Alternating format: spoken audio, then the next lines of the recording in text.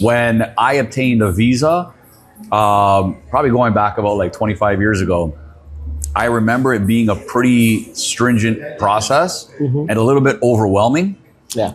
How have things changed from when I started, what feels like many moons ago, to today?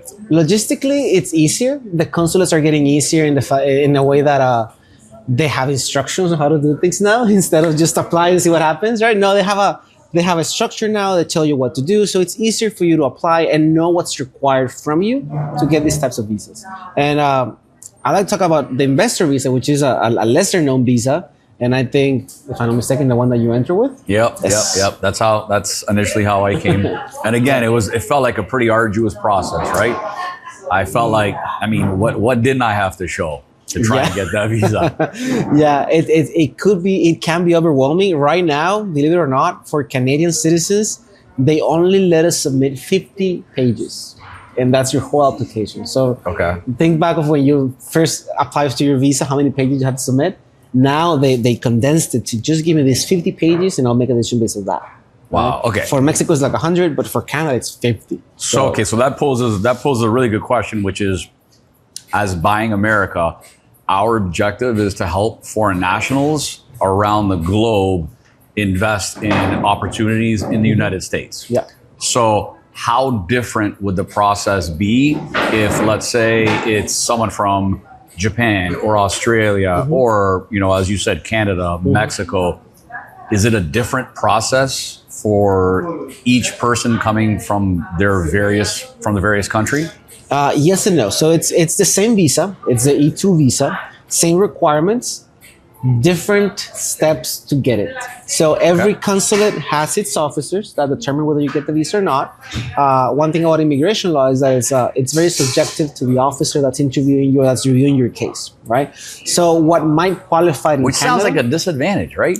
I mean, why in this process, in this legal process, which like in the legal world, and I've had to deal with a lot of like legal stuff in business, so I've learned things are typically black and white, or should be, right?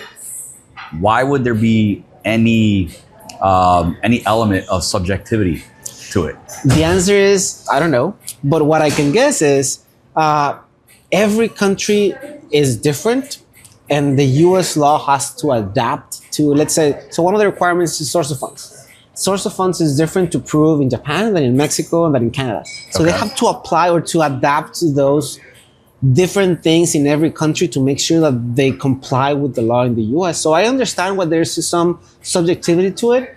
I think it's too much for that to give them so much free space to determine whether or not it qualifies. I think it should be more strict or more black and white, like you said. But I do get it why some consulates are different than others. It's different kind of documents, different kind of culture.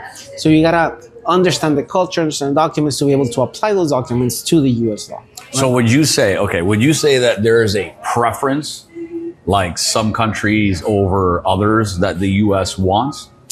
I'll say that, I don't know if preference is the word, but I'll tell you, they're less strict in some consulates than others. Okay. So for example, in Europe, let's go back a little bit. For the E2 visa, you have to invest what's called a substantial amount. What's substantial amount? It's different everywhere, right? Everyone has their own definition of what substantial is. The one definition that we get from immigration is invest enough so that the business is successful. Okay. By experience, I can tell you that in Europe, they like to see 100K or more investment. Okay. In Mexico, 50K or more. I don't know why. I don't know why they're more strict in Europe. Maybe because there's more money in Europe.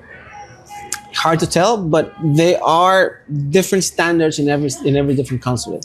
Would you say it's easier to come from a less developed country, or is it easier to come from a more developed country? And the reason why I ask is because I felt, as a Canadian who immigrated to the U.S., I had the feeling in the line of questioning that I was given, almost like, well, why do you want to come here? You're already coming from like a developed country. What do you need to come to the United States for?